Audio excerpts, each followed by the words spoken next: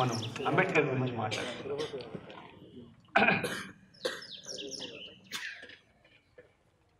సభాధ్యక్షులు, ఇతర మరియు నర్సయ్య మరియు ఇతర మిత్రులు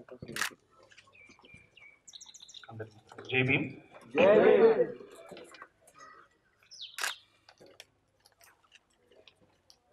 మీకు ప్రత్యేకించి డాక్టర్ బిఆర్ అంబేద్కర్ గురించి ఇన్ఫర్మేషన్ ఇవ్వాల్సిన అవసరం ఉందని నేను అనుకోవట్లేదు. అందుకని మనం టాపిక్ని ఎలా ఖాయం చేశామంటే the philosophy of life and movement of doctor BR Ambedkar. Doctor BR Ambedkar జీవితం, తాను నడిపిన రకరకాల రూపాలను నడిపిన ఉద్యమం నుండి మనం ఏ తాత్వికతను ఇంటర్ప్రిట్ చేయవచ్చు. ఈ ఫిలాసఫికల్ ఇంటర్ప్రిటేషన్ మాత్రం నాదే. Life and movement doctor BR Ambedkar. That I'm clear here. Okay, the life and movement, the base of my philosophical interpretation is the life and movement of Dr. B.R. Ambedkar. Interpretation is mine. Be clear. Okay?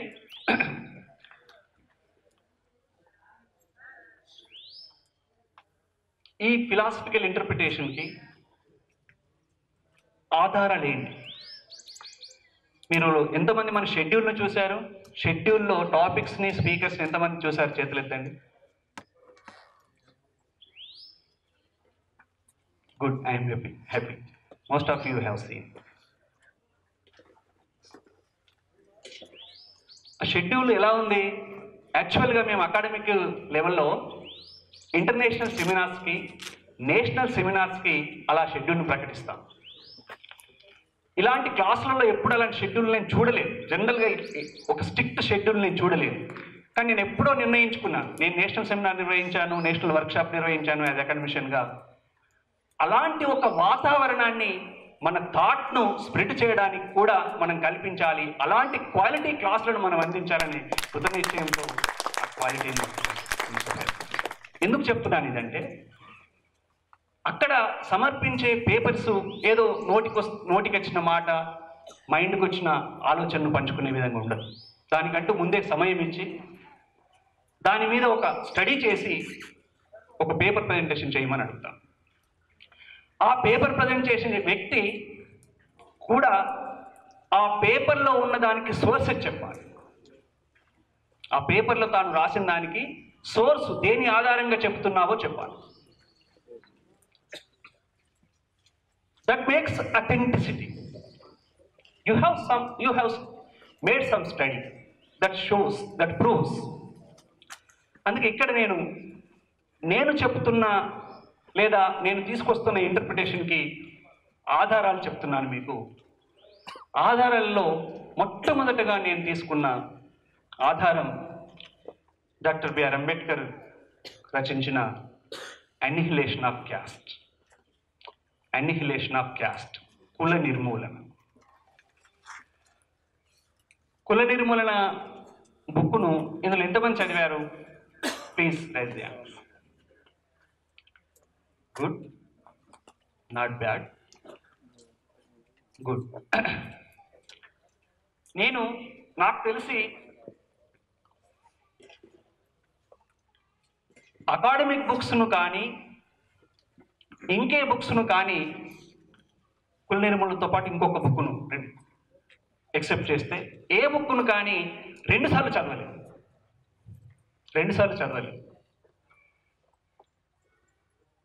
పరీక్షలు prepare అయ్యేటప్పుడు కూడా ఒకటేసారి చదవడం, దాని నుంచి notes తప్పనిసరిగా రాసుకోవడం, next preparation నోట్సే, మళ్ళీ ఆ బుక్ను చదవడం ఉండదు. కానీ కుల నిర్మూలన బుక్ను 4 సార్లు చదివాను. 4 సార్లలో 3 సార్లు తెలుగులో చదివాను, తెలుగు వెర్షన్ చదివాను. ఒకసారి ఇంగ్లీష్ వెర్షన్ చదివాను. ఇంగ్లీష్ వెర్షన్, తెలుగు వెర్షన్ రెండింటినీ కలిపి చదివే అవకాశం సౌదారుణ గారు కల్పించారు. ఆయన బహుశా 3 or 4 years బ్యాక్ కుల నిర్మూలన పేరుతో కాకుండా వర్ణ నిర్మూలన పేరుతో బుక్ విడుదల చేశాడు. అందులో మొత్తం కుల నిర్మూలన బుక్ను ఇంగ్లీష్ వెర్షన్ ఇచ్చాడు, తెలుగు వెర్షన్ ఇచ్చాడు. ఆయన భావన ఏంటంటే తెలుగు వెర్షన్లో కుల నిర్మూలన అని అనడం ద్వారా ఒక తప్పుడు సంకేతం ఇచ్చారు అని ఆయన ఇంటర్ప్రిటేషన్. సౌదారుణ అంటే సౌదా వేరు, అరుణ వేరు, వాళ్ళిద్దరూ ఇంటర్ క్యాస్ట్ మ్యారేజ్, బీసీలు. కానీ అంబేద్కర్ ఫిలాసఫీని చాలా వంట పట్టించుకున్నారు. ఆయన ఏమంటాడంటే అంబేద్కరు కుల అంటే ఆయన ఒక interpretation, it's not my interpretation. Ambedkar కులాన్ని నిర్మూలించమని ఎక్కడ అనలేదు. మీకందరికి ఆశ్చర్యంగా ఉండొచ్చు. వీళ్ళు తప్పుగా ఆయన రచనల్ని తెలుగులోకి ఇంటర్ప్రిట్ చేశారు. ఆయన ఏమన్నాడంటే caste Hindus, non caste Hindus. Caste Hindus అంటే ఆయన దృష్టిలో బ్రాహ్మణ, వైశ్య, క్షత్రియ. బ్రాహ్మణ, వైశ్య, క్షత్రియ, దీస్ ఆర్ క్యాస్ట్ హిందూస్. మిగతా వాళ్ళందరూ కూడా ఈ శూద్రులని మనం చెప్పబడుతున్న శూద్ర కులాలు కావచ్చు, అన్టచబుల్స్ కావచ్చు, వీరంతా కూడా నాన్ క్యాస్ట్ హిందూస్. ఆయన దృష్టిలో క్యాస్ట్ ఎన్నిహిలేషన్ అంటే ఈ పై 3 వర్ణాల ఎన్నిహిలేషను అంటాడు. ఈ పై 3 వర్ణాలు ఎన్నిహిలేట్ జరిగితే సమాజంలో సమానత్వం వస్తుంది అంట. ఎందుకు దీన్ని తీసుకొచ్చాడంటే ఈ సౌదారుణ గారు వాళ్ళిద్దరూ ఎందుకు తీసుకొచ్చారంటే, ఇప్పుడు మాదిగల పేరిట ఉద్యమం ఉందరు, కులం పేరిట, మాలల పేరిట ఉంచరు, మంగళి సంఘం అని సంఘం ఉంది, చాకలి సంఘం అని సంఘం ఉంది, రజక సంఘం అని సంఘం ఉంది. ఈ సంఘాలు ముందు పుట్టినయా? మన తెలంగాణ ప్రాంతాన్ని తీసుకుంటే బ్రాహ్మణ సంఘం ముందు పుట్టిందా? బ్రాహ్మణ సంఘం ముందు పుట్టిందా? మంగళి సంఘం ముందు పుట్టిందా? కమ్మ సంఘం ముందు పుట్టిందా? మాదిగ సంఘం ముందు పుట్టిందా? రెడ్డి సంఘం ముందు పుట్టిందా? రజక సంఘం ముందు పుట్టిందా? బ్రాహ్మణ, కమ్మ, రెడ్డి అవే ముందు పుట్టింది. వాళ్ళు పెద్ద ఎత్తున చైతన్యమయ్యారు వారి హక్కుల కోసం. ఆ ఫలాలన్నీ దాదాపు కోచుకున్నారు కూడా. ఎప్పుడైతే మన కులాలు సంఘటితమై హక్కులు అడగడం ఆరంభించారో, దీన్ని ఏమనడం ఆరంభించారు, దీన్ని ఏమన్నారు ఈవెన్ సోకాల్డ్ కమ్యూనిస్టులు కూడా ఏమంటున్నారు తెలుసా? మన కులాలు మాదిగల పేరిటనో, మాలల పేరిటనో, రజకుల పేరిటనో సంఘటితమై, మున్నూరు కాపుల పేరిటనో సంఘటితమై అడుగుతుంటే ఏమంటున్నారు దీన్ని? ఈవెన్ నిన్న కూడా మీరు అంటున్నారు ఏ సంఘంలో చేరాలో అర్థమవుతలేదు, యూనివర్సిటీలలో అన్ని కుల సంఘాలు అయినాయి. కుల సంఘాలు లేకుండానే కొన్ని ఆర్గనైజేషన్లు కొన్ని కులాలకే మోనోపలిగా ఉండేవి. కానీ ఇప్పుడు కుల సంఘాల పేరిట ఈ పీడిత కులాలు అంటే కులం నుండి ప్రయోజనం పొందిన కులాలు చైతన్యమైన రోజున ఎవరేమనలే. కానీ కుల పీడితులు చైతన్యమై ఐక్యమవుతుంటే దీన్ని ఏమంటున్నారు? కులోన్మాదం అంటున్నారు. కులపిచ్చి పట్టింది వీళ్ళకు అంటున్నారు. దీన్ని ఇంటర్ప్రిట్ చేసే క్రమములు ఈ కులం ఐడెంటిటీని కాపాడుకుంటూ కుల పీడనను ఎదిరించడము తప్పేమి కాదు. కులం యొక్క హక్కులను అడుగుతూ కుల పీడనను ఎదిరించడం తప్పేమి కాదు. ఆ మాటకొస్తే డాక్టర్ బిఆర్ అంబేద్కర్ అన్నది ఈ 3 వర్ణాల నిర్మూలన, అంతేకాని కులాన్ని నిర్మూలించమని డాక్టర్ బిఆర్ అంబేద్కర్ ఎక్కడ ఆయన ఎన్నిహిలేషన్ ఆఫ్ క్యాస్ట్లో అనలేదు అని సౌదారుణ వాళ్ళ ఇంటర్ప్రిటేషన్. నేను అగ్రి అవుతున్నానా దానితో అవుతలేనా అని నేను ఇక్కడ చెప్పదలుచుకోలేదు. కానీ సౌదారుణ ఇంటర్ప్రిటేషన్ మాత్రం ఇది. దాన్ని కుల నిర్మూలన నేను 2 సార్లు చదివిన తర్వాత ఈ వర్ణ నిర్మూలన గ్రంథాన్ని కూడా చాలా చాలా కొత్త విషయాలు నాకు ఆ గ్రంథం నేర్పింది. ఇక రెండవ ఆధారం, డాక్టర్ బిఆర్ అంబేద్కర్ 25 సంవత్సరాల వయస్సులో నిన్న చెప్పినట్టు 1916లో కొలంబియా యూనివర్సిటీలో ఒక మానవ శాస్త్రం ఆంథ్రోపాలజీ ప్రొఫెసర్ ఏర్పాటు చేసిన నేషనల్ సెమినార్కి వెళ్ళి castes in India its mechanism, genesis and development. This is also source of my interpretation. భారతదేశంలో కులాలు, అవి పనిచేసే తీరు, వాటి పుట్టుక మరియు అభివృద్ధి. దిస్ ఇస్, నేను ఎందుకు చెప్తున్నానంటే దీని గురించి ఎంతమంది విన్నారు ఈ ఆర్టికల్ గురించి? Very good article my friends. This is 18 pages article. Just download it and read it. నీ ఇల్లు ఎవడు గట్టే, ఓరోరి నీ బావి ఎవడు నవ్వే. మంచిగా ఉంటుంది పాట. అది పాడేవాడిని, ఖచ్చితంగా పాడేవాడిని. నాకు సంతోషం ఏంటంటే నిజామాబాద్ జిల్లాలోని కొన్ని గ్రామాలను వదిలేస్తే, నేను మీకంటే చిన్నగా ఉన్నప్పుడు ఇంటర్మీడియట్ కూడా కాలేదు నాకు. ఆ టైంలోనే కొన్ని మండలాలు పోలేదు, ఆ మండలాలు తప్ప అన్ని మండలాలలోని అన్ని గ్రామాలలో మన వాడలో నేను ఈ పాట పాడాను. నేను అతిశయోక్తికి చెప్పట్లేదు. తర్వాత ఆ టైంలో ఈ పాట ఎవరు రాశారో నాకు జ్ఞాపకం లేదు, కానీ అదే సమయంలో వచ్చిన మరొక పాట చుండూరు ఇన్సిడెంట్ మీద గోరటి వెంకన్న రాసిన పాట. ఎన్నిసార్లు ఈ ఘోరాలు ఎంతమంది మొరుగుదాము, దళితన్న దండుగట్టాకుంటే బతుకలేము, దళితన్న బంధుకెత్తాకుంటే బతుకలే. అప్పటి పాట ఇది. ఇప్పుడు బ్యాలెట్ ఎత్తాలనేది ఇప్పుడు నా ఫిలాసఫీ. అంటే నన్ను ప్రభావితం చేసిన పాటల్లో.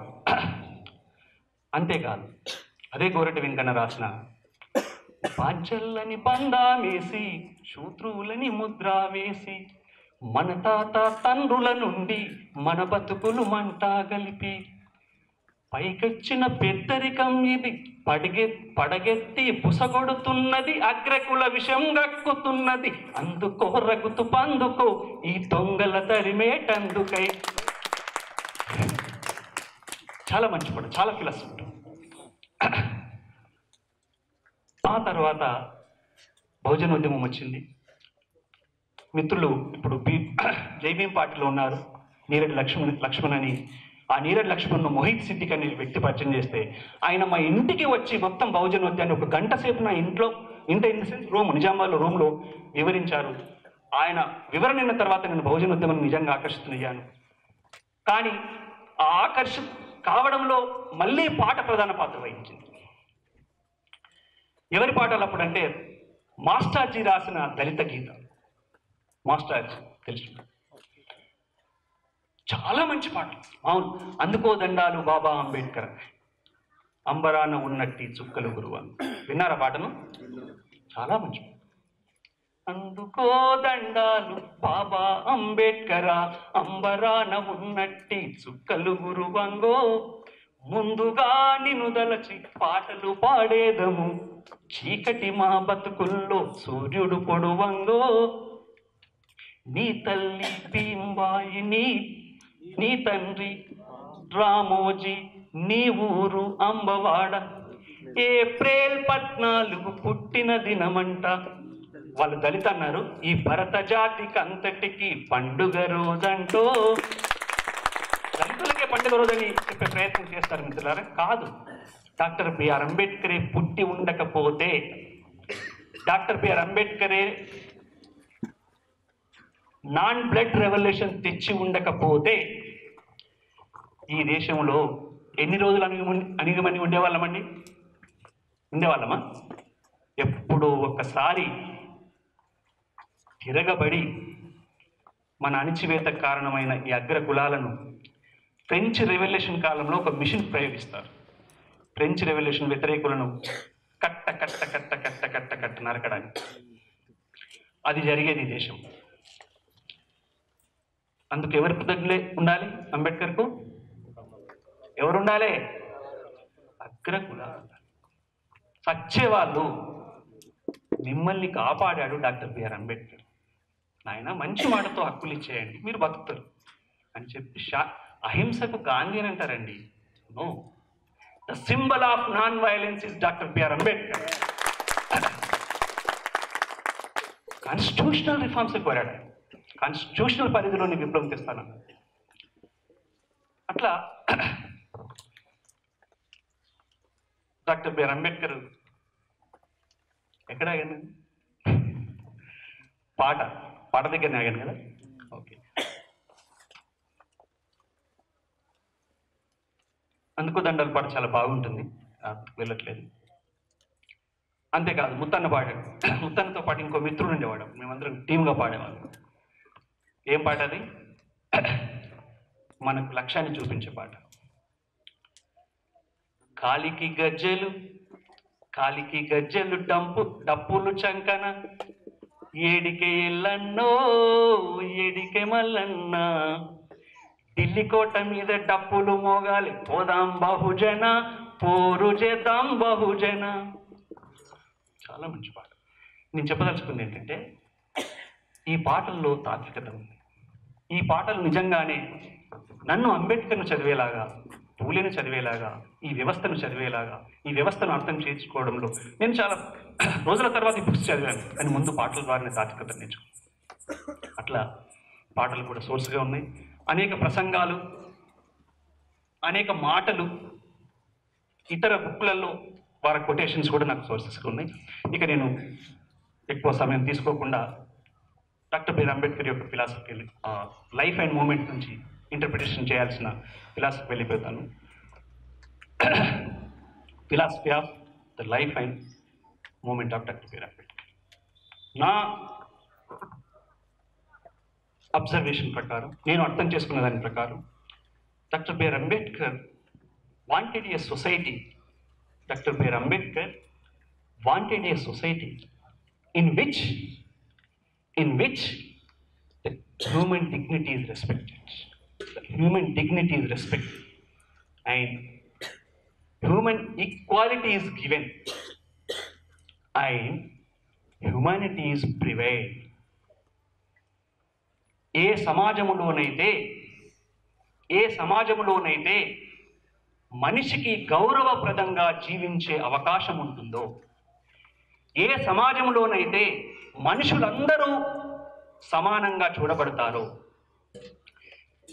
ఏ సమాజంలోనైతే మానవత్వానికి విలువ ఉంటుందో, అలాంటి సమాజ నిర్మాణం డాక్టర్ బిఆర్ అంబేద్కర్ కోరుకున్నారు. ఆయన లైఫ్ నుండి, ఆయన యాక్టివిజం నుండి మనం నేర్చుకుంటాం. మీరు డాక్టర్ బిఆర్ అంబేద్కర్ సబ్మిట్ చేసిన మెమోరాండమ్స్ చూడండి. నా దగ్గర ఇప్పుడు ఒక బుక్ ఉంది, doctor BR Ambedkar and democracy. అది కూడా బేస్ అండి, అఫ్ కోర్స్ సోర్సెస్లో. Doctor BR Ambedkar and democracy అనే బుక్ను 2018లో విడుదల చేశారు ఆక్స్ఫర్డ్ వాళ్ళు. Christopher Jaffrelot and Narendra Kumar. Christopher Jaffrelot French professor, Narendra Kumar JNU professor. వాళ్ళు విడుదల చేసిన బుక్ కూడా. దాంట్లో ఆయన original, it is an anthology. Anthology అంటే compilation of the writings along with their interpretation. Ambedkar రాసిన మెమోరాండమ్స్తో సహా ఆ బుక్లో పొందుపరిచారు ఒరిజినల్ రైటింగ్స్. వారిని వాళ్ళు ఇంటర్ప్రిట్ చేశారు, ఒరిజినల్ ఉంచుతూనే ఇంటర్ప్రిటేషన్ చేశారు. అందులో మీరు గమనిస్తే, ఇందులోనైనా ఇంకెక్కడ ఇండిపెండెంట్ మీరు గమనిస్తే, ఆయన సౌత్ బరో కమిషన్ ముందు 1919లో బ్రిటిష్ వారే డాక్టర్ బిఆర్ అంబేద్కర్ను ఎన్నుకొని సౌత్ బరో కమిటీ వేస్తున్నాము, దీనికి డిప్రెస్డ్ క్లాసెస్ తరపున మీ రిప్రజెంటేషన్ ఇవ్వండి అని అడుగుతారు. ఆయన మేధాను గుర్తించి, ఆయన చదువులో చూపిన ప్రతిభను గుర్తించి, లండన్లో మరియు కొలంబియాలో ఆయన చూపిన ప్రతిభను గుర్తించి అడుగుతారు. ఆ మెమోరాండంలో కావచ్చు, సైమన్ కమిషన్కి ఇచ్చిందని కావచ్చు, 1932 రౌండ్ టేబుల్ కాన్ఫరెన్స్లో కావచ్చు, ఆయన వాదించిన వాదనలో ఫస్ట్ పాయింట్ ఏముంటుందో మీరు చెప్పగలరా? First point, please please please please recognise us as citizens, otherwise recognize all along with untouchabilities as citizens. మా అంటరాని కులాలను పౌరులుగా గుర్తించండి, ఈక్వల్ సిటిజన్స్గా గుర్తించండి అని ఫస్ట్ ఐటమ్ ఉంటుంది. అర్థం చేసుకోండి, అప్పటి వరకు మన పరిస్థితి మనుషులుగా చూడబడట్లేదు, మేము దాన్ని గుర్తించండి ఫస్ట్. మమ్మల్ని ఫస్ట్ ఈక్వల్ సిటిజన్గా అట్లా గుర్తిస్తే ఒక నోటిఫికేషన్ విడుదల చేయండి అని ఆయన ఫస్ట్ ఐటమ్లో. దానికి కారణాలు మనకు తెలుసు. డాక్టర్ బిఆర్ అంబేద్కర్ స్కూల్లో ఆయన ఎదుర్కొన్న వివక్ష మీకు తెలుసు. లోపలికి కూడా రానిచ్చేవాళ్ళు కాదు, బయట కూర్చునేవాడు. ఆయన మ్యాట్ను ఆయన తెచ్చుకునేవాడు, తీసుకెళ్లేవాడు. అంతేకాదు, దాహం వేస్తే నీళ్లు మిగతా 3 వర్ణాలకు చెందిన వాళ్ళు ఎవరైనా అబ్బాయిలు ఉంటే పోయాలి, లేదా ప్యూన్ పోయాలి, లేదంటే ప్యూన్ ఒకవేళ రాకపోతే no peon no water. The waiting for visa అని బుక్ రాశారు డాక్టర్ బిఆర్ అంబేద్కర్. ఏ బుక్లో మీకు దొరకవు ఆయన చిన్నప్పుడు పడ్డ కష్టాలన్నీ కూడా ది వెయిటింగ్ ఫర్ విజా అని ఒక బుక్ ఉంది డాక్టర్ బిఆర్ అంబేద్కర్. అందులో ఆయన చిన్నప్పుడు పడ్డ కష్టాలన్నీ ఉన్నాయి, అన్నీ చెప్పారు. అంతేకాదు ఒకసారి డాక్టర్ బిఆర్ అంబేద్కర్ వాళ్ళ సోదరి మరి సోదరుడు కలిసి తండ్రిని కలవడానికి ఊరికి వెళ్తే ఈ టాంగాలు అంటారు రిక్షా వాళ్ళు ఎవరు ముందుకు రారు. ఒక రిక్షాని ఎట్లా ముందుకు వస్తాడంటే మీరే నడపాలి, దాన్ని ముందుకు వస్తాడు. రిక్షా ఒక దగ్గర ఆగినప్పుడు తినే కొట్టులోకి వెళ్తాడు ఆయన, వీళ్ళని రానివ్వరు. బయట దాహం వేసి వేసి మట్టి నీరు, ఇంగ్లీష్లో సోర్సెస్ సహా చెప్పారు, మురికి నీరును తాగుతారు. అప్పటి వరకు కొంతవరకు డాక్టర్ బిఆర్ అంబేద్కర్కి అన్టచబిలిటీ యొక్క తీవ్రత అప్పుడు మొట్టమొదటిసారి నాకు అర్థమైంది అంటాడు. అదే రోజున ట్రైన్లో వస్తున్న ట్రైన్ టికెట్ అయినా వీళ్ళను అడిగి ఎక్కడ ఏం కదా అదందరికి కులం అడిగిన తర్వాత ఇట్లా అడుగుతున్న క్రమంలోనే కులం చెప్పిన తర్వాత ఎంత దూరం పోతాడు అనమాట. అది డాక్టర్ బిఆర్ అంబేద్కర్ చెప్తాడు, నా చిన్న హృదయాన్ని తీవ్రంగా గాయపరిచిన సంఘటనలు ఇవి, అందులో ఇదొక సంఘటన. ఇవి నన్ను ప్రభావితం చేసి నేను అన్టచబిలిటీ అంటే ఈ అంటరాని వాళ్ళని మా వాళ్ళని ముద్ర వేసిన వీళ్ళ కోసం నేను పని చేయాలనే డిటర్మినేషన్ తెప్పించిన సంఘటనలు ఇవి కొన్ని అంటారు. అట్లా అర్థం చేసుకోవాల్సింది అంటే హ్యూమన్ డిగ్నిటీకి ఎందుకు ఆయన హ్యూమన్ డిగ్నిటీకి రెస్పెక్ట్ ఇచ్చే ఒక సొసైటీని, హ్యూమన్ ఈక్వాలిటీని ప్రతిపాదించే లేదా ఇచ్చే ఒక సొసైటీని, లేదా in which society humanity prevails ఆ సొసైటీని ఎందుకు కోరుకున్నాడు అనేది మనకి సంఘటన రుజువు చేస్తుంది. అందువల్ల నేను మొట్టమొదటి ఫిలాసఫికల్ యాంగిల్ ఏం తీసుకుంటున్నాను డాక్టర్ బిఆర్ అంబేద్కర్ నుంచి, the society in which human dignity is respected, human equality is given and humanity is provided. That society doctor BR Ambedkar wanted.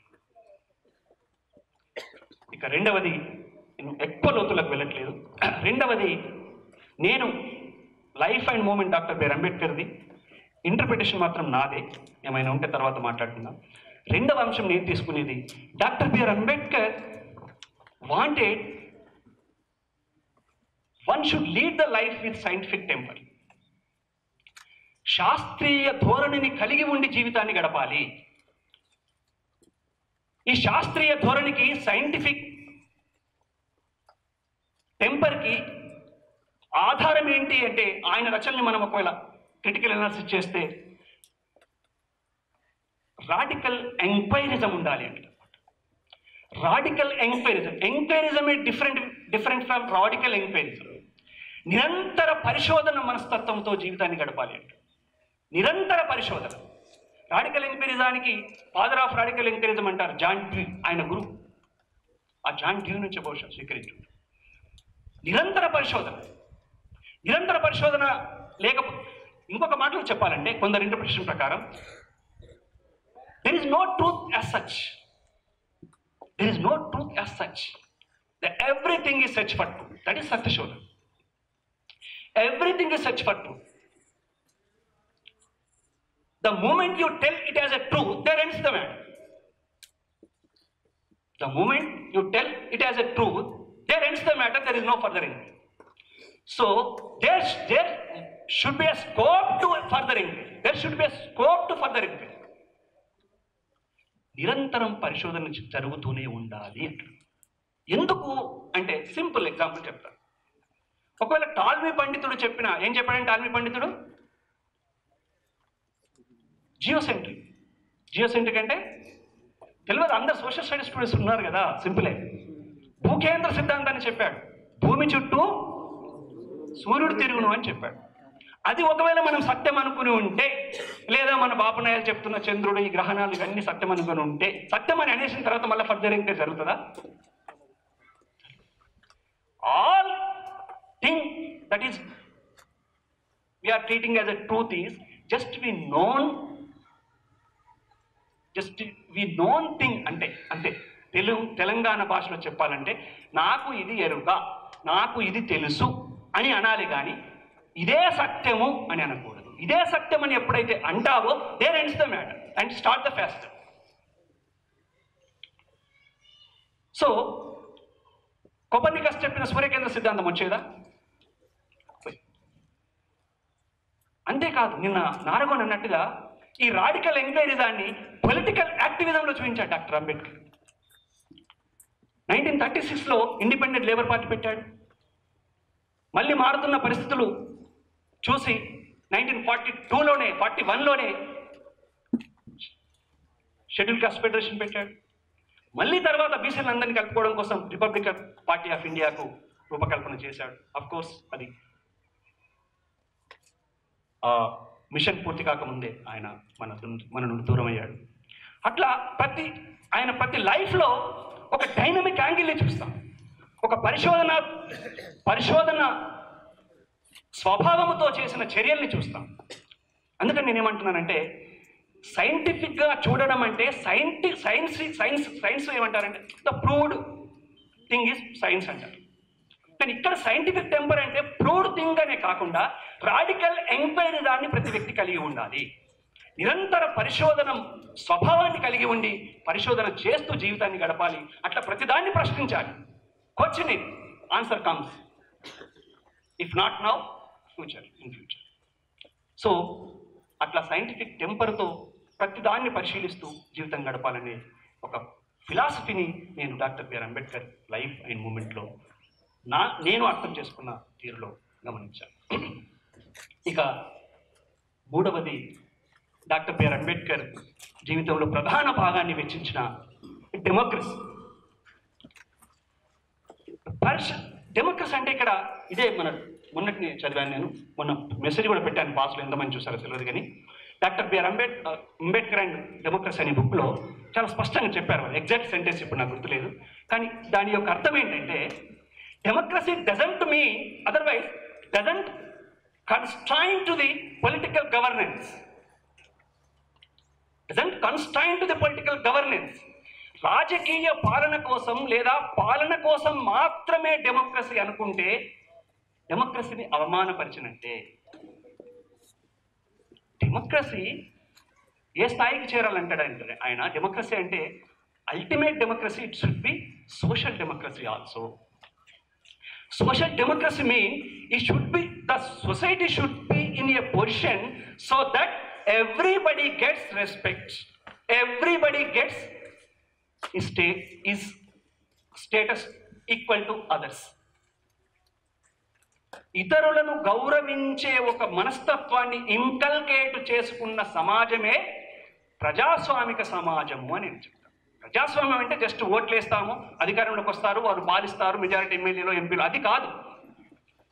ఇతరులను నీ భావానికి, అందుకే ఆయన అంటాడు one man one value, one man one value. నాకు పెద్ద value, నీకు చిన్న వాల్యూ, అది ఉంటే democracy. One man one value, అదే దాన్ని కన్వర్ట్ చేసుకుంటే వన్ మ్యాన్ వన్ ఓట్ అనేది పొలిటికల్ డెమోక్రసీ అవుతుంది. పొలిటికల్ డెమోక్రసీకి వన్ మ్యాన్ వన్ ఓట్ అయిన కదా అడల్ట్ ఫ్రాంచైజ్ సాధించింది. అంతవరకు ఉందా మనకు ఓటు వేసే హక్కు ఉందా? లేదు.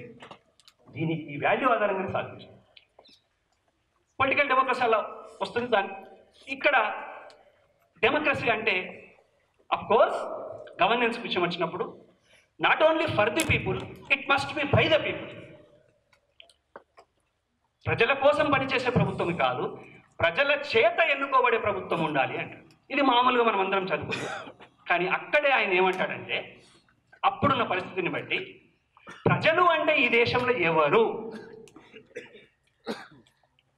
ఈ దేశంలో వర్ణాలు ఉన్నాయి లేదా కులాలు ఉన్నాయి. కొద్దిమంది కులాల వాళ్ళే ఇది ప్రజాస్వామ్యము, మేము ప్రజల చేత ఎన్నుకోబడ్డము అని సభను చేసుకుంటే, తీర్మానాలు చేస్తే, పాలిస్తే అది ప్రజాస్వామ్యమా? ఎప్పటి నుండో అన్టచబుల్స్గా ఉన్న ఈ సమాజానికి రిప్రజెంటేషన్ వద్దా?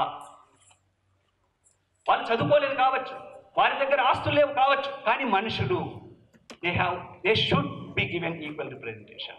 ఇది బేస్ చేసుకుంటాడు. బై ద పీపుల్కి అర్థం ఏదో కొందరు పాలిస్తూ అదే ప్రజాస్వామ్యం అనడం కాదు, అన్ని సెక్షన్ల ప్రజలకు ప్రపోర్షనేట్ రిప్రజెంటేషన్ ఉండాలి అనే ఒక అంశాన్ని ఆయన వాల్యూను ఆధారంగా తీసుకొస్తారు. దాని ఆధారంగానే ప్రధానంగా ఆయన ఇచ్చిన మెమోరాండమ్స్లో కావచ్చు, మూమెంట్స్లో కావచ్చు, మనం గమనించేది రెండవ అంశంగా పొలిటికల్ రైట్స్ గురించి మాట్లాడు. అందులో భాగంగానే సపరేట్ ఎలక్టరేట్స్ గురించి మాట్లాడాడు, అంటే ప్రత్యేక నియోజకవర్గాల గురించి మాట్లాడాడు. సైమన్ కమిషన్ నుంచి మొదలుకుంటే చివరికి రౌండ్ టేబుల్ కాన్ఫరెన్స్లో దాన్ని ఒప్పించి కమ్యూనల్ అవార్డును తీసుకొచ్చాడు 1932లో. కమ్యూనల్ అవార్డు ప్రకారం మనకు ప్రత్యేక నియోజకవర్గాలు ఉండేవి. అంటే ప్రత్యేక నియోజకవర్గాలు అంటే డిస్కషన్లో కూడా మీకు అర్థమై ఉంటుంది. ఎస్సీలు మాత్రమే ఎస్సీలకు ఓటేస్తారు, ఎస్టీలు మాత్రమే ఎస్టీలకు ఓట్లేస్తారు. దానివల్ల మన నుంచి పోయే ఎమ్మెల్యే మన తరపున ధైర్యంగా మాట్లాడాలి. ఇప్పటి పరిస్థితి ఏంది? మన నుంచి ఎమ్మెల్యే పోతాడు, కానీ మన తరపున మాట్లాడడానికి భయపడతాడు. కారణం ఏంటంటే ఆయన నియోజకవర్గంలో ఇతరుల ఓట్లు కూడా రావాలి కదా. ఇది ఇప్పుడు మనం అంటుంది కాదు, డాక్టర్ బిఆర్ అంబేద్కర్ క్లియర్గా ఈ విషయాన్ని చెప్పాడు. నేను లేటెస్ట్ బుక్లో కూడా చూశాను. ఇది జరుగుతుంది కనుక అందులో లాభం లేదు, మాకు ఇవే ఇవ్వండి అన్నాడు. సాధించాడు. ఆయన ఆర్గ్యుమెంట్ మామూలు ఆర్గ్యుమెంట్ కాదు, very logical and rational. So British government agreed in every aspect with doctor BR Ambedkar. Bad luck అంటే మన దేశంలో ఉన్న వాళ్ళు అంగీకరించారు. మహాత్మా అని చెప్పుకునే గాంధీ అంగీకరించారు. మహాత్ములు ఎవరైతారండి? మహాత్ములు ఎవరవుతారు? ప్రజలందరినీ సమానంగా చూసి ప్రజలకు ఏదైనా మేలు జరుగుతుందంటే సంతోషించే వాళ్ళు అవుతారు. మహాత్మా గాంధీ ఆ సందర్భాన చేసిన కామెంట్ తెలుసా మీకు? అప్పటికే 1906లోనే ముస్లిం లీగ్ ఏర్పడ్డది. 1909 నుండే ముస్లిమ్స్కి రిప్రజెంటేషన్ ఉంది. ఈ కమ్యూనల్ అవార్డు కంటే ముందు నుంచే వాళ్లకు సపరేట్ ఎలక్టరేట్స్ ఉన్నాయి. కనుక ఈ సందర్భాన్ని పురస్కరించుకుని ఏమంటాడంటే గాంధీ, ఆ ముస్లిం గుండాలతో ఈ అంటచబుల్ గుండాలు కలిస్తే మన పరిస్థితి ఏం కావాలి? ఇది అక్షరాల వాళ్ళు వాడిన పదం, గుండా హూలిగాన్స్. వీళ్ళకి ఇటువంటి నియోజకవర్గాలు ఇస్తారు. పేరు అది చెప్పారు. పేరేంటి? హిందూ యూనిటీ దెబ్బతింటుందని పేరు చెప్పారు. That is false. Always I say these people believe in fake, try to preserve fake, spread fake, and again they want to establish fake. Fake ని నమ్ముతారు, ఫేక్ ని స్ప్రెడ్ చేస్తారు. హిందూ యూనిట్ అంటే మాస్టర్జీ పాటనే ఉండే, చిన్నప్పుడు పాడేవాడిని. హిందూ జనాభా లెక్కల్లో నేనుంటా, కానీ నా హక్కు దగ్గర ఎక్కడ ఉంటా? హిందూ జనాభా లెక్కల్లో హిందూ రాస్తారు నన్ను, కానీ నా హక్కు దగ్గర నేను కనిపించానా మీకు? అట్లా అందుకే వీళ్ళు హిందూ యూనిట్ దెబ్బతింటదని గాంధీ లేవనెత్తగానే డాక్టర్ బిఆర్ అంబేద్కర్ చిన్నోడు కాదు. అప్పుడే 2 మూమెంట్స్ తీసుకొస్తాడు. ఒకటి మహచ్చరువు మూమెంటు, 2 కల్లాం temple movement, Kalaram temple movement. మహచ్చరువు మూమెంట్కు పెద్ద ఎత్తున జన సమీకరణ చేస్తాడు. మున్సిపాలిటీ తీర్మానం ఉంటుంది, లా ఉంటుంది. మహచ్చరువులో అందరూ నీళ్లు తాగవచ్చు అని లా ఉంటుంది, కానీ ఆ లా ఇంప్లిమెంట్ కాదు. ఆ లాని ఇంప్లిమెంట్ చేయండి అని చెప్పి మహచ్చరువు మూమెంట్ స్టార్ట్ చేస్తాడు. వెళ్దాం మహచ్చరువును నీళ్ళు తాగుదామని. కానీ జనాలు సరే అంబేద్కర్ మాట వింటారు, పోగవుతారు. కానీ చివరికి బ్రాహ్మణులు ఏం చేస్తారు తెలుసా? ఈ మన వాళ్ళ దగ్గరికి వెళ్ళి, అమ్మా మీకు ఇప్పుడిప్పుడే ఒక లీడర్ దొరికాడు, జ్ఞానవంతుడు, కానీ మీ హక్కుల గురించి మాట్లాడుతున్నాడు, అంతా బాగుంది. కానీ మహచ్చరువుకున్న ప్రత్యేకత ఏంటంటే అందులో ఒకవేళ మీ అంటచబుల్స్కి చెందిన ఎవరైనా కావచ్చు నీళ్లు తాగారంటే వాళ్ళు చనిపోతారమ్మా. అంబేద్కర్ చనిపోగా మీరు చూస్తారా? ఇది ప్రచారం చేస్తారు. అంతైంది. ఇక వెళ్దామనే రోజున వద్దు సార్ వద్దు అంటారు. ఎందుకమ్మంటే చెప్పరు. వద్దు సార్, మనకి ఎందుకు బాధ, ఎందుకు కథ ఎందుకు, మనం వద్దు పోవద్దు. చివరికి ఎంతో తాపత్రయపడితే చెప్తాం, సార్ ఇట్లా అవుతుందా. సరే, డాక్టర్ బిఆర్ అంబేద్కర్ చిన్నోడేం కాదు. నిజంగా మిత్రులారా, డాక్టర్ బిఆర్ అంబేద్కర్ను మీరు పూర్తిగా చదవకపోతే జీవితంలో చాలా కోల్పోయిన వాళ్ళు అవుతారు. డాక్టర్ బిఆర్ అంబేద్కర్ని చదివితే ఎన్ని యాంగిల్స్ వస్తాయి లైఫ్లోకి అంటే అసలు యూ కాంట్ ఎక్స్పెక్ట్ ఇట్. సింపుల్గా నేను తాగను, నీళ్ళు తాగద్దు కదా, నేను తాగదు రండి అంటే పోతారు. పోయిన తర్వాత ముందు ఆ చెరువు నీళ్ళల్లో ఇట్లా ఏలు పెడతాను, నేను ఏలు పెడతాను, నీళ్ళలాగా ఏలు పెడతాను, ఏలు పెడతాను, తీస్తాను, ఏలు చచ్చిపోయిందా అని. మనకంటే అదొక వేళ విషపూరితం అయితే, మనం అన్టచబుల్స్ అయితే దాన్ని టచ్ చేయండి, వేలు ముందు చనిపోవాలి కదా, చనిపోదు. కనుక నేను చనిపోను, తాగుదామని చెప్పి తాగిన తర్వాత చరిత్ర మనకు చెప్పదండి. చాలా దురదృష్టం. మనం వెతుక్కుంటే తప్ప ఎంత హింస జరుగుతుందో తెలుసా, ఎంత దాడి జరుగుతుందో తెలుసా, ఎంతమంది మన వాళ్ళు చనిపోయారో తెలుసా, అది మనకు తెలియదు. కానీ నేను ఇంతకుముందు అన్నాను, డాక్టర్ బిఆర్ గాంధీ కాదు నాన్ వైలెన్స్కి సింబల్, డాక్టర్ బిఆర్ అంబేద్కర్ అని ఎందుకన్నానంటే అప్పుడు అందరినీ పోగు చేస్తారు డాక్టర్ బిఆర్ అంబేద్కర్ ఈ చెరువు కోసం, దాడి కోసం కాదు. అప్పుడు వాళ్ళు అంటారు, సార్ మనం తిరగబడదాము, నో అంటాడు. నో అని చెప్పి పోలీస్ స్టేషన్కి వెళ్తాడు. Doctor BR Ambedkar always wanted non violent constitutional reforms. Police స్టేషన్కి వెళ్ళి కేసు బుక్ చేస్తాడు వాళ్ళు. అప్పుడే మన వాళ్ళు తిరుగుబడి ఉంటే పెద్ద ఎత్తున హింస జరిగేది. హింసని ఎప్పుడు ప్రోత్సహించలేదు డాక్టర్ బిఆర్ అంబేద్కర్. చంపాలి శత్రువును, కానీ చంపే తీరులోనే చంపాలి, మనం ఇరుక్కునే తీరులో చంపద్దు ఆయన బహుశా ఊహించుంటాడు. ఇంకొక మూమెంట్, కాళారాం టెంపుల్ మూమెంట్, మహారాష్ట్రలోనే ఉంటుంది 1930లో. దానికి కూడా పెద్ద ఎత్తున దాదాపు ఒక 15,000 మంది అని ఒకసారి చదివాను నేను. 15,000 మంది మేము టెంపుల్కి వస్తామని చెప్పి దారి కట్టుకుని వెళ్తారు. టెంపుల్ దగ్గరికి వరకు వెళ్తారు, టెంపుల్ మెయిన్ డోర్ వరకు వెళ్తారు. బ్రాహ్మణులు ఏం చేస్తారు తెలుసా, ఆ వెనుక నుండి దాని డోర్ లాకేసుకొని, వెనుక 4 డోర్స్ ఉంటాయండి, 4 ఎంట్రీస్ ఉంటాయండి, వెనుక భాగం నుంచి అందరు బ్రాహ్మణులు వెళ్ళిపోయి అక్కడ కూడా లాకేసుకొని వెళ్ళిపోతారు. 15,000 మంది టెంపుల్లో దర్శనం చేసుకుందామని వస్తే అది పరిస్థితి. ఆ తర్వాతనే బహుశా ఆయన దీన్ని రిఫార్మ్ చేయడం నా వల్ల సాధ్యం కాదు, సో మేబీ ఐ బాండ్ in Hinduism, that was not in my hand, but I will not die as Hindu because it is in my hand అని చెప్తాడు. సో బహుశా మనసులో మాత్రం నిర్ణయం జరిగింది అనేది 1935లో ఓపెన్గా దాన్ని డిక్లేర్ చేస్తాను, నేను ఇక ఉండను హిందూయిజం నుంచి. కానీ ఈ 2 ఇన్సిడెంట్స్ ఎందుకోసం వాడుకున్నాడు తెలుసా మీకు, పొలిటికల్ రైట్స్ కోసం వాడాడు. గాంధీని డిఫీట్ చేయడం కోసం, దట్ ఈస్ ఫీల్డ్ స్టడీ. నా మణికంఠ ఓపెన్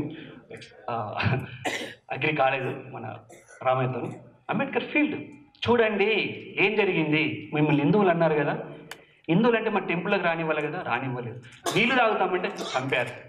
ఇది వాళ్ళు చెప్తున్న హిందూ యూనిటీ, మమ్మల్ని హిందూ అనడం అని నిరూపించి దాన్ని వాదించి కమ్యూనల్ అవార్డు తీసుకొచ్చినాక కూడా నేను చేస్తాను అనే పేరిట మళ్ళీ దాన్ని జనరల్ ఇప్పుడున్న రిజర్వేషన్ లాగా మారుస్తాడు. దాని మీద డాక్టర్ బిఆర్ అంబేద్కర్ ఎక్కడో ఒక చోట అంటాడు, ఇప్పుడున్న రిజర్వేషన్లు ఎలాంటివి అంటే ఏనుగు తిన్న ఎలక్కాయ లాంటివి అంట.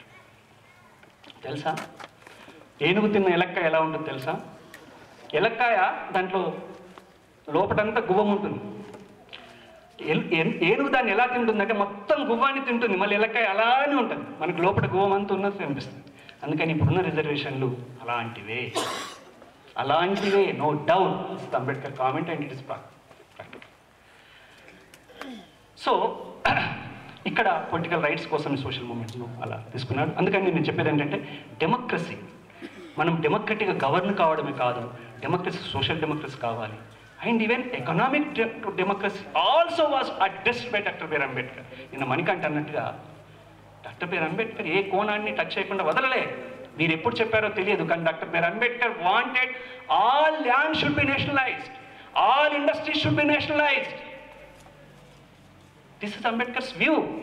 భారతదేశంలో ఉన్న భూమినంతా జాతీయం చేయాలి, భారతదేశంలో ఉన్న పరిశ్రమలన్నీ జాతీయం చేయాలి. సోషల్ డెమోక్రసీ, ఇంకేం కావాలి, సోషలిజం.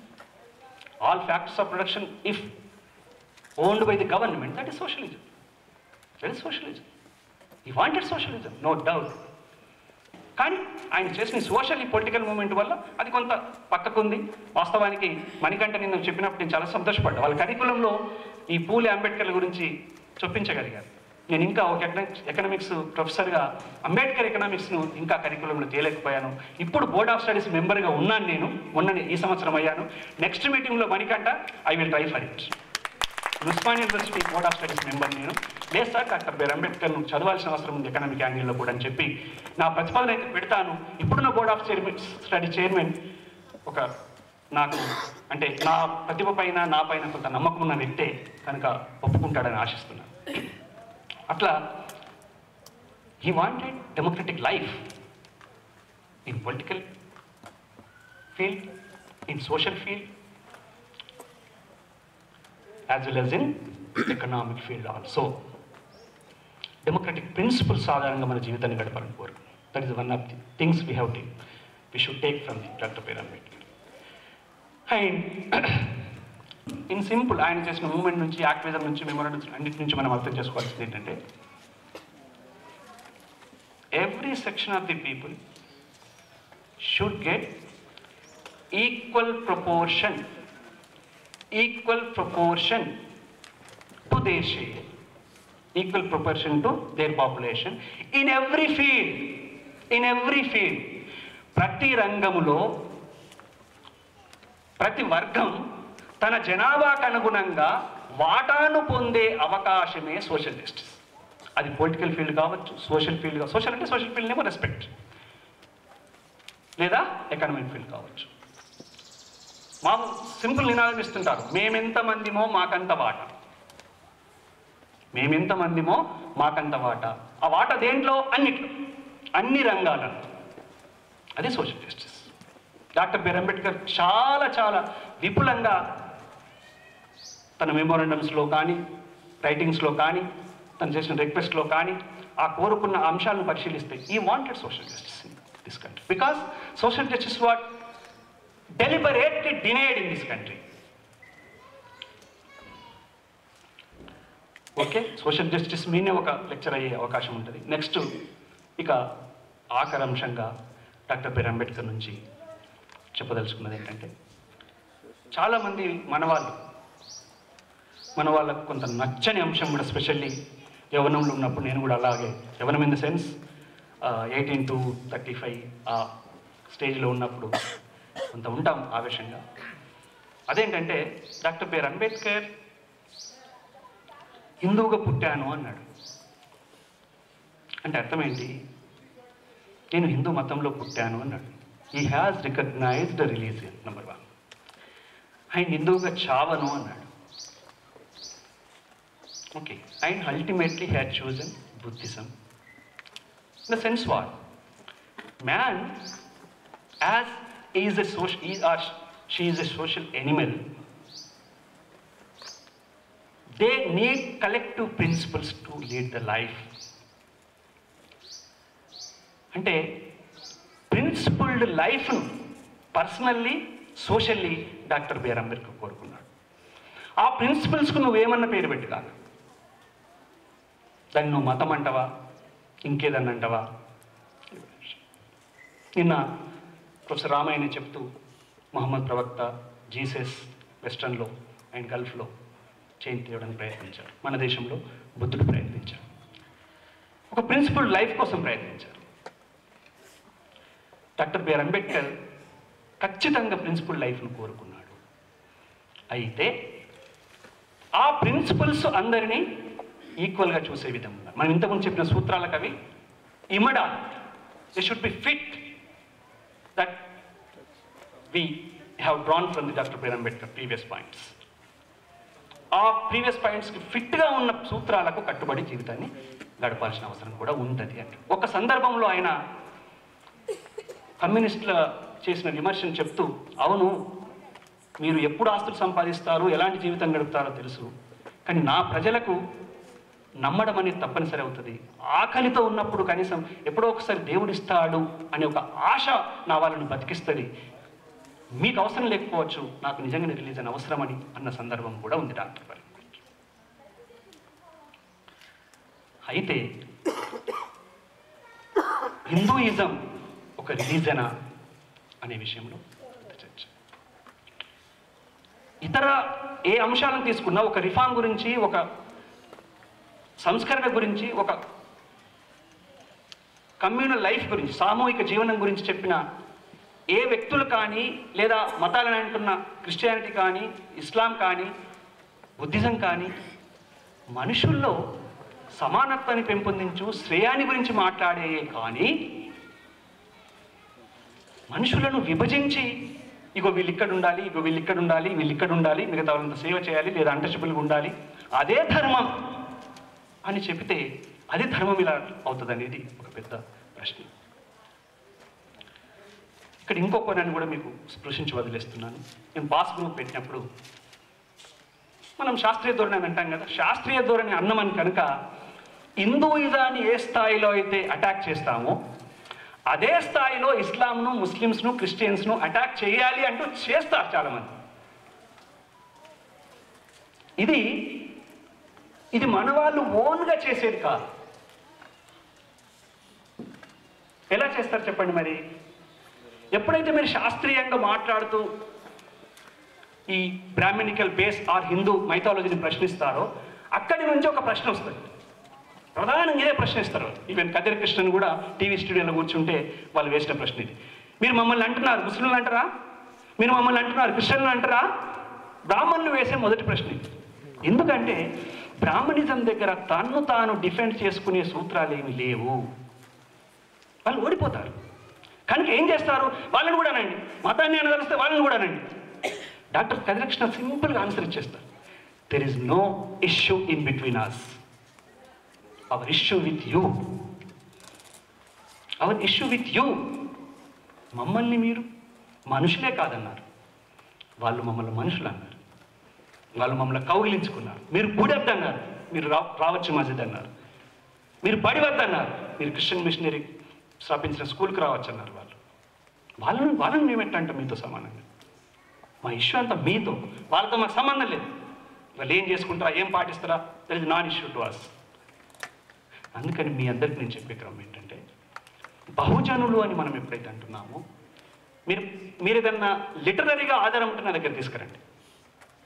డాక్టర్ బిఆర్ అంబేద్కర్ కానీ, మహాత్మా జ్యోతిరావు పూలే కానీ, పెరియార్ రామస్వామి నాయకర్ కానీ, ఛత్రపతి సాహు మహారాజ్ కానీ, కాంశీరామ్ కానీ, మాయావతి కానీ ఇస్లాం చెడ్డది, క్రిస్టియానిటీ చెడ్డది, ముస్లిమ్స్ చెడ్డవారు, క్రిస్టియన్స్ చెడ్డవారు అని అన్న ఒక్క వర్డ్ ఎక్కడ నన్ను ఉంటే తీసుకురండి. మిత్రులారా, నేను ఇక్కడ చెప్పదలుచుకున్నది ఏంటంటే, మనం కొంత నిగ్రహాన్ని పాటించాలి. సైంటిఫిక్ టెంపర్ ఉండద్దని కాదు. అదే సమయంలో మన అబ్జెక్టివ్ ఏంటి? బీసీ, ఎస్సీ, ఎస్టీ, మైనారిటీస్ని మనం కలపాలి. వీరంతా బ్రాహ్మణిజం పీడితులు. వీరందరూ కూడా బ్రాహ్మణిజం పీడితులు. బ్రాహ్మణిజం మన శత్రువుని ఎదుర్కొనే క్రమంలో వీరందరినీ కలపాల్సిన అవసరం ఉంది. కనుక కొంత నిగ్రహం పాటిస్తూ, మీరు సైంటిఫిక్ టెంపర్ కోసమే పనిచేయాలనుకుంటే పనిచేయండి, పిచ్చోళ్ళు కండి. దానికోసం ఏం సాధిస్తారో చూద్దాం, అది వేరే విషయం. కానీ మన లక్ష్యం ఈ విడిపోయిన ఈ కులాలను, పీడితులను అందరినీ కలపాలి. కలుపుతున్న క్రమంలో ఖచ్చితంగా సైంటిఫిక్ టెంపర్ని కలిగి ఉండాలి.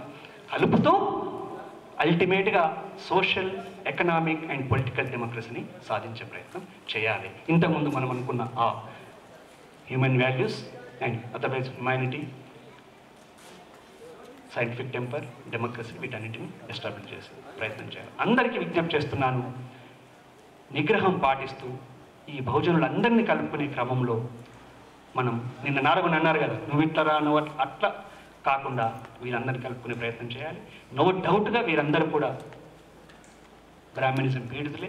దాన్ని మనం అధ్యయనం ద్వారా తెలుసుకోవాలి. మన మహనీయుల పోరాటాల ద్వారా, జీవితాల ద్వారా, రచనల ద్వారా తెలుసుకుంటూ ఆ క్రమంలో కృషి చేసే క్రమంలో మీరు మీ యొక్క పర్సనాలిటీని ఒక బ్రాడ్ బేస్లో నిర్మించుకుంటారని, ఆ రకంగా మనం అందరం కలిసి ఈ దేశంలో బ్రాహ్మణిజాన్ని ఓడిద్దాం. మరొక్కసారి మన అశోక సామ్రాజ్యం లాంటి నిజమైన భారతదేశాన్ని మనం నిర్మించుకుందామని మీ అందరికీ విజ్ఞప్తి చేస్తూ, మన గెస్టులు వచ్చారు, వాళ్ళు ప్రసంగించారు కనుక ఇంతటితో నా ప్రసంగాన్ని ముగిస్తున్నాను. ఉంటాను మీతోనే, సందర్భం వచ్చినప్పుడు మాట్లాడుకుందాం.